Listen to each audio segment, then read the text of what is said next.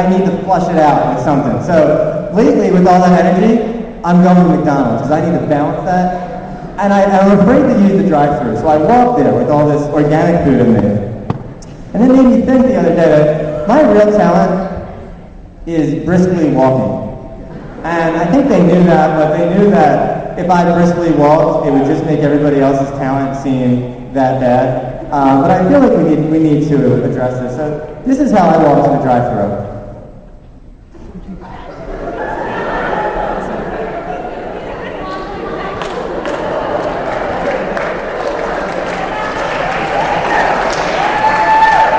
I was so fast, the spotlight couldn't even keep up with me. But as I walk like that, I was like, I need a signature walk, because even though I walk like that in the hallway, I still can't get through C-Wing intersection, because that walk is just not cool enough. So I decided to spontaneously create a walk that I've never done before, ever, and will never do again. So this is how I want to walk down C-Wing intersection. The spotlight, make sure that you can keep up and that you're awesome, spotlight. This is how I want to walk.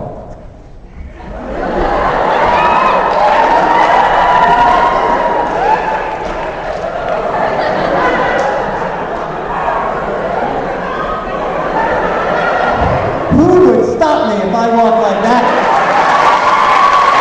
you would recognize that walk from one side of the building to the other. You'd be like, Dad, he's coming down the hallway, don't mess with him.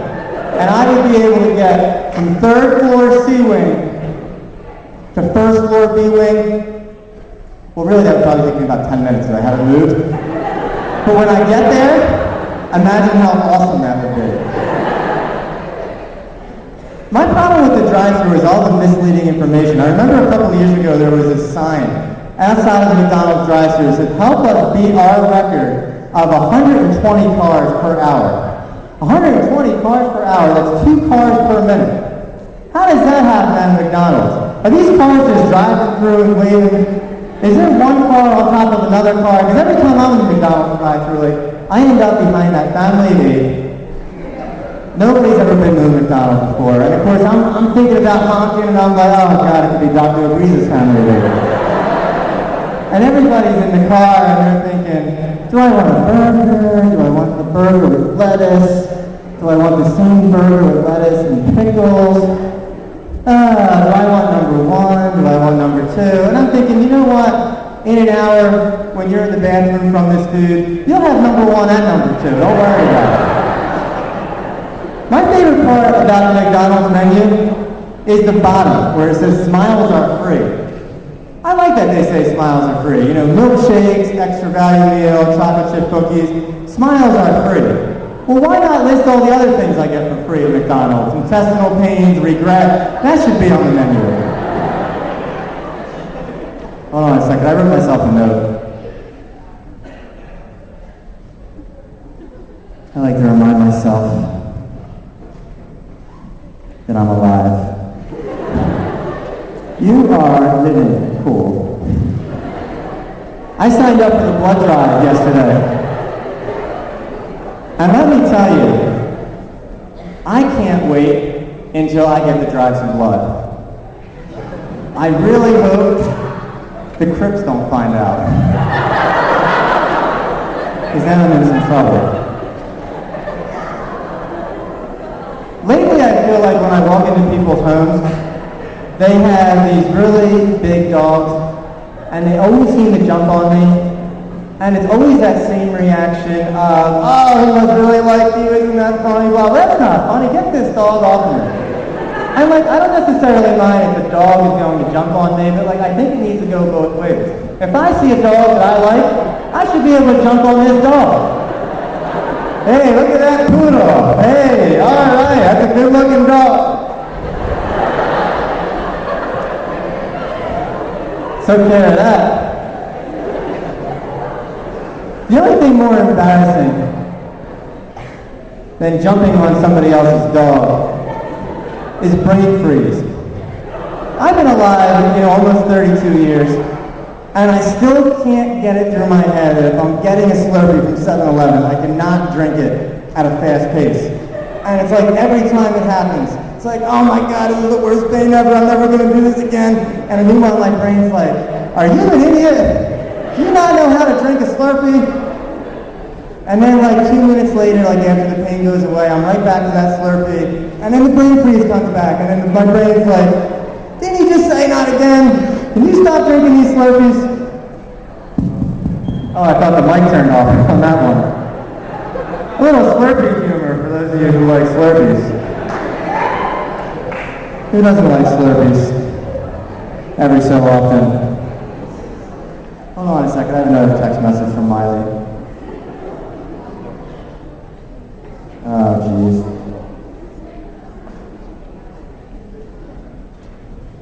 Hold on, I'm trying to text her back.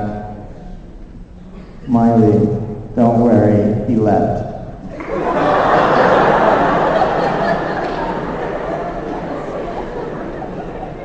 So anyway, a couple more things. You know what I really don't understand? When you go into those fancy bathrooms in, restaurants, hotels, and there are actual employees there handing out towels, and they expect you to tip them, like even though you don't want the towel. My main question is, if these people want to go on bathroom breaks, does that work? If you're working in the bathroom, what does a bathroom break look like? Hey everybody, I'm going on break. They walk over to another bathroom. All right, break's done, right back over here. Who needs a towel? That really shouldn't be allowed to do that. Trying to think of a way to end this yesterday. So I went to Wawa, and I know a lot of people here worship Wawa and pray to it, and they have tattoos of it, stuff like that. And I enjoy a Wawa sandwich as much as the next person. So I decided I would get a Philly cheesesteak, and I really like that computer system because it's like you type in a sandwich and magically it comes out, and it's always correct. So all right, cheesesteak, I'm going through the questions: toasted bread, lettuce, tomatoes, and onion. All right, salt, pepper, oregano. I'm thinking, man, this machine is great. Then I get to the last question for my Philly cheesesteak. Do you want bacon? Of course I don't want bacon. It's a Philly cheesesteak.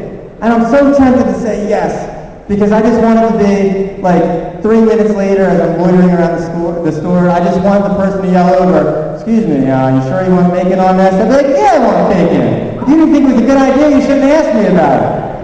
That'll show them. About a week ago, I decided to get a BLT from Wawa. I'm going through the questions, blah, blah, blah, blah. Last question, do you want bacon? I hope so, because if not, it's a lettuce and tomato sandwich. Hey, I think that's the end because Kanye West is going to cut me off again. Oh, never mind, that's Justin Henderson. Hey, thank you.